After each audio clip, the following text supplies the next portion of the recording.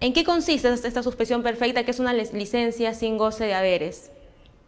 Correcto, sí, la suspensión perfecta, como lo comentas, tiene la finalidad de poner en paro dos obligaciones, ¿no? Uno, como trabajador, tiene la obligación de prestar su servicio, y el empleador, en contraprestación, tiene la obligación de pagar remuneraciones. Entonces, la suspensión perfecta se llama así y es una figura que ya existe en el ordenamiento. Ahorita lo que se está regulando es su aplicación específica y de forma extraordinaria a este periodo de emergencia, pero esta figura ya existía en el ordenamiento laboral vigente, ¿no? En el decreto legislativo 728, en la Ley de Productividad y Competitividad Laboral, que es la norma que hoy día rige en las relaciones laborales del sector privado de manera general, y tiene como finalidad, como te decía, suspender las prestaciones tanto para el trabajador como para el empleador. ¿Por qué hace eso la suspensión perfecta, o qué busca con esa medida? Justamente evitar que existan supuestos de pérdida permanente del empleo. Es decir, se habilita la suspensión perfecta solo en casos excepcionales, cuando existe un caso fortuito o una fuerza mayor, y en este caso se está haciendo porque tenemos esta situación excepcional y muy específica de la pandemia del COVID, y con miras a evitar que se produzca el quiebre de la empresa, ¿no? Porque si una empresa quiebra, los trabajos que dependen de ella se eliminan de manera permanente. Entonces, lo que se busca con esta medida es permitir que se suspenda el vínculo laboral por un cierto periodo, para que luego se retomen las actividades y esos trabajadores mantengan sus puestos. Es decir, el vínculo solo se suspende, no se anula, ¿no? El vínculo sigue ahí, la empresa sigue obligada a tener al trabajador una vez que reactive las actividades. Entonces, es una suspensión temporal de los pagos, una suspensión temporal del trabajo, pero con miras a que ese contrato de trabajo siga vigente y siga con vida, ¿no? Esto nuevamente es importante reiterar y tener presente que se aplica solo de manera excepcional, luego de una serie de medidas que ya se habían venido dando antes, ¿no? No sé si recordarás, el primer decreto de urgencia lo que hacía es habilitar el trabajo remoto. Entonces, si yo soy una empresa que tengo la posibilidad de que mis trabajadores hagan su misma labor desde su casa, tengo que optar por esa opción. Si no puedo usar esa opción, lo que decía la norma es que tiene que haber la licencia con goce, y esa norma finalmente sigue vigente hasta el día de ayer. Hoy día recién ha entrado en vigencia esta otra norma. Si es que no puedo aplicar ni el trabajo remoto ni la licencia con goce a partir de este punto, lo que abre este decreto de urgencia es la posibilidad de que hayan otros acuerdos entre trabajador y empleador. Ellos tienen que consensuar qué otras medidas pueden adoptar para mantener el vínculo laboral y las remuneraciones. Solo si es que no se puede lograr ese acuerdo y no hay posibilidades por el nivel de afectación económica, por el tipo de actividad, y esto lo traigo a colación porque tengamos presente que hay una realidad con respecto a ciertos rubros, por ejemplo, restaurantes que se han visto afectados por esta medida y que probablemente por las medidas de aislamiento que vengan, igual van a encontrar ciertas restricciones a su actividad.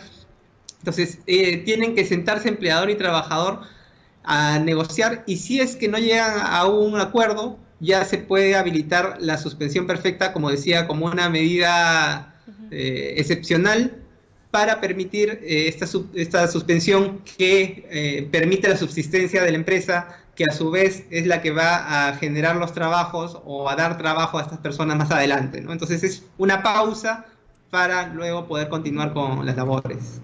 Es como la última medida que debe tomar la empresa, ¿verdad? Correcto, sí, definitivamente. Eso lo ha comentado la ministra en todos los medios donde ha estado, que acá lo que se busca no es fomentar esto, ¿no? Se tiene que regular porque justamente, te decía, es una realidad que es innegable, que la economía se está viendo afectada por el aislamiento social, no solo a nivel local, sino a nivel mundial.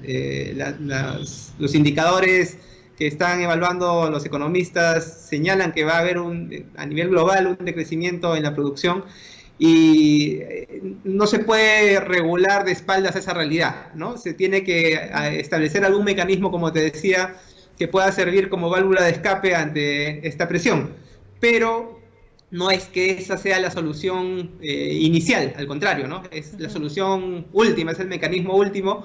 Y ahí lo importante que también hay que tener en cuenta es que esta medida va a ser fiscalizada por la SUNAFIL, ¿no? Porque lo que el empleador va a presentar tiene declaración jurada, es a título de declaración jurada. Y recordemos que la declaración jurada que uno hace en caso de que brinde información falsa lo hace incurrir en un ilícito penal. Si es que la verificación dice también que hay un intento de fraude o algún otro supuesto, va a haber también una multa, una infracción muy grave que va a ser impuesta por la SUNAFIL y se restituirían los salarios de los trabajadores, ¿no? En aquellos casos donde el empleador haga un uso indebido de esta figura y se determine que es improcedente, va a tener que reconocer los salarios de los trabajadores por todo el plazo que haya solicitado la suspensión perfecta, ¿no? Entonces, la idea es no generar justamente un ambiente de indefensión por parte de los trabajadores, ¿no? Si es que este uso no está debidamente validado por la Administración de Trabajo, la consecuencia va a ser que se tenga que restituir los salarios, ¿no? Entonces, si las empresas, su economía no está en peligro y sin embargo acceden a esta suspensión perfecta, van a recibir una sanción. Eso es lo que me está detallando. Correcto. ¿De cuánto aproximadamente tienen ya detallada la multa que va a recibir, el monto? Se califica como una infracción muy grave que normalmente depende del tamaño de la empresa, ¿no? Creo que el monto más alto que se está manejando ahora está entre los 850.000 soles aproximadamente para empresas con más de 1.000 trabajadores, ¿no? Pero la graduación siempre va en función al tamaño de la empresa y el número de trabajadores que tenga, ¿no? Eso es, como te decía, la multa en la vía administrativa impuesta por la SUNAFIL, sin perjuicio de que mentir en una declaración jurada tiene también implicancias penales, ¿no? Como te decía, esto va a ser objeto de remisión a la Procuraduría para que sigan las acciones que consideren pertinentes ante supuestos de falsedad genérica, ¿no? Ahora, Samuel, ¿hay una cantidad de personal a retirar o depende mucho de la empresa? ¿Hay un límite de personal que pueden retirar o que puede acceder a esta suspensión perfecta? La norma permite que haya una suspensión total o parcial, y en cuanto a parcial no se establece mínimo. Lo que se va a evaluar es que haya razonabilidad entre la afectación económica y la suspensión, ¿no? Es decir, si yo tengo una afectación económica mínima, probablemente uno que no admita mi suspensión, o si es que tiene cierto grado de afectación, debería tener un correlato en cuánto de la actividad se está paralizando, ¿no? Ahora, ¿qué va a pasar con estas personas que pasan a la suspensión perfecta, no van a recibir un sueldo? Entonces, ¿cómo van a poder sobrevivir? Correcto. La medida se ha pensado también en brindar una serie de beneficios que permitan a los trabajadores su subsistencia, ¿no? El primero de ellos, que es un factor súper importante, es mantener la prestación de salud, ¿no? Cualquier trabajador que pase a suspensión perfecta, haya tenido o no el periodo de aportes a salud que le habilite a continuar con su prestación, por mandato de la ley que se está sacando, tiene que tener obligatoriamente la prestación a cargo de salud por todo el periodo que dure la suspensión. Entonces, no se va a dejar a estas personas sin atención en salud. El segundo punto es que se está habilitando a que puedan retirar de la compensación por tiempo de servicios el equivalente a una remuneración bruta por mes, ¿no? La CTS, o esta compensación por tiempo de servicios, recordemos, nuestro país, a diferencia de otras realidades, no tiene un seguro de desempleo propiamente, sino que ha trabajado con este sistema de compensación por tiempo de servicios, que es una cuenta individual que tiene el trabajador congelada en el banco hasta que surja la necesidad al momento de su cese, ¿no? Es decir, para que no se quede sin ningún ingreso. Entonces, se está asimilando esta suspensión perfecta a una situación de cese y se está permitiendo la disponibilidad de este monto justamente con miras a evitar que la persona se quede sin ingreso, ¿no? Entonces, se está habilitando al retiro de la CTS para que tengan ingresos, y en los casos específicos de los trabajadores de la microempresa, como los trabajadores de la microempresa no tienen CTS, se está habilitando una prestación económica especial de 760 soles hasta por un periodo de 3 meses, que va a estar a cargo de salud. Entonces ellos van a tener un subsidio específico atendiendo a esa realidad, que es que no tienen su CTS.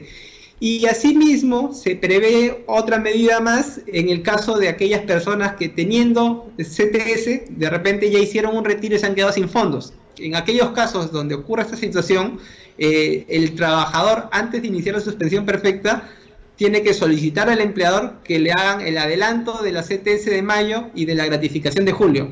Entonces el empleador se ve en la obligación de hacer este depósito para que el trabajador tenga un monto de sustento para el periodo que dure la suspensión, como decía, ¿no? Entonces estas personas una consulta antes de continuar. Entonces, para que quede claro, el seguro de salud sí va a continuar, ¿verdad? Para las personas que pasen a suspensión perfecta. Eso es muy importante, sobre todo estamos en medio de una crisis sanitaria. Sí, correcto, confirmado.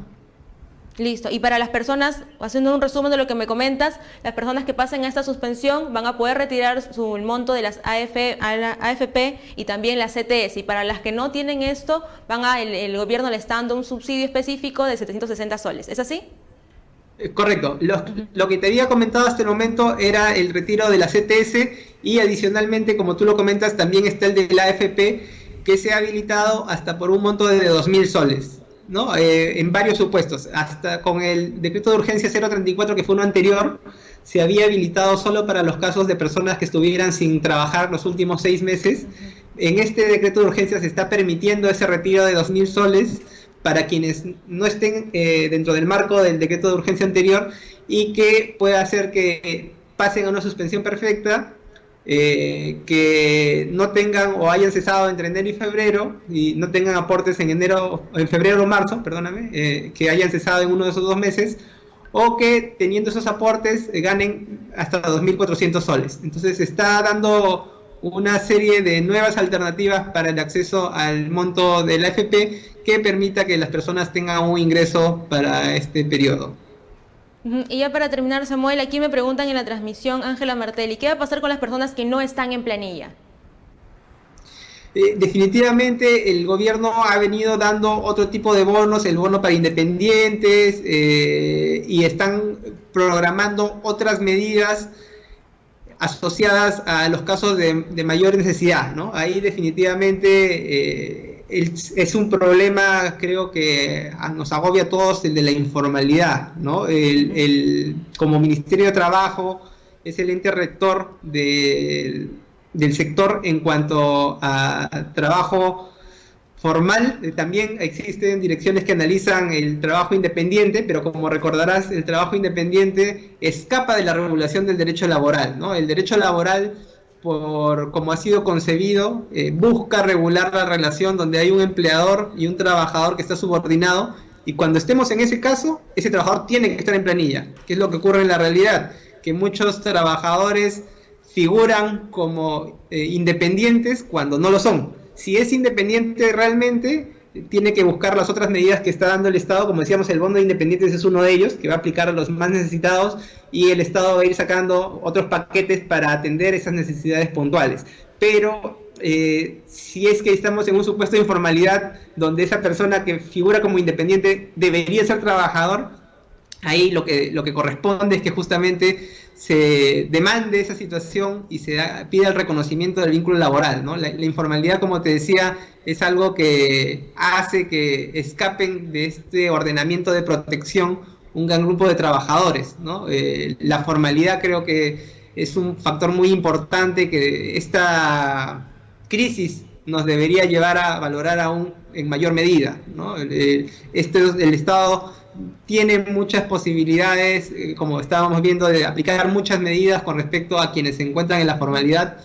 Sin embargo, el informal es un grupo de muy difícil acceso, y que el escenario ideal sería que si están ante un contrato de trabajo, sí estén en planilla, ¿no? No debería ocurrir esta situación, lamentablemente.